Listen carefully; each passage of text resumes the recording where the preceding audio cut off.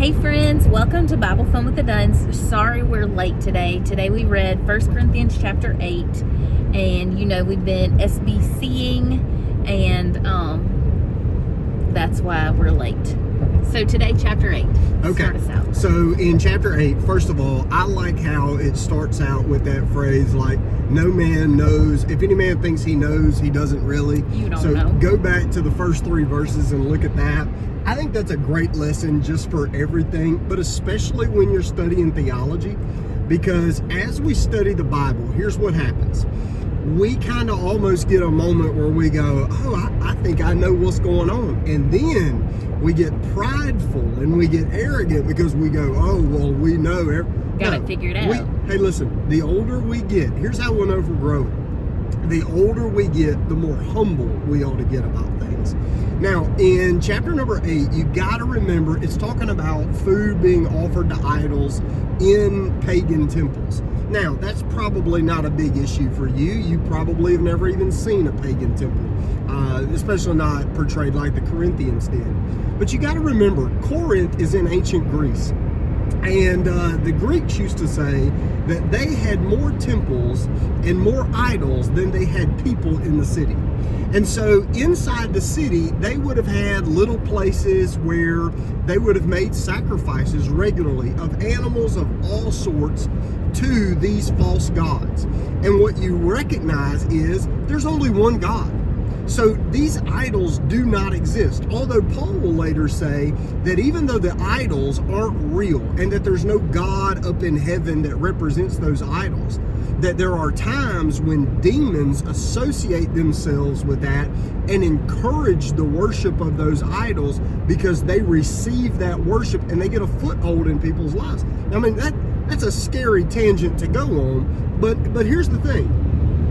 So the question that the Corinthians must have written to Paul was, hey, now that we're saved, should we stay out of those idols, those temples completely? What if meat has been offered to those idols and now we can get it cheaper? Are we allowed to do that? And so Paul is doing that, but Paul's talking about that. But you'll notice that the method he takes is not whether you could or you should eat that meat. Rather, he wants us to ask whether we should eat that meat or go to those temples in regards to how does it look to new Christians who have been recently saved out of worshiping those idols to see older, mature believers going to those places, and does that like disciple them wrongly to go, okay, I can go back into that. Now, think about it like this. What if you've got a person who's got an addiction? And you are in a situation where you're putting yourself in the kind of a spot where if somebody followed you, that might feed their addiction or draw them back into it.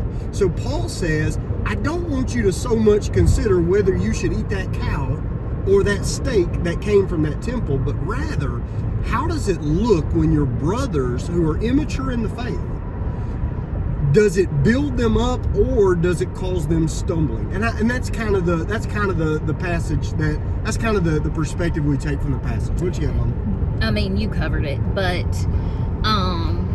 this is kind of carrying on that everything is permissible, but not everything is beneficial.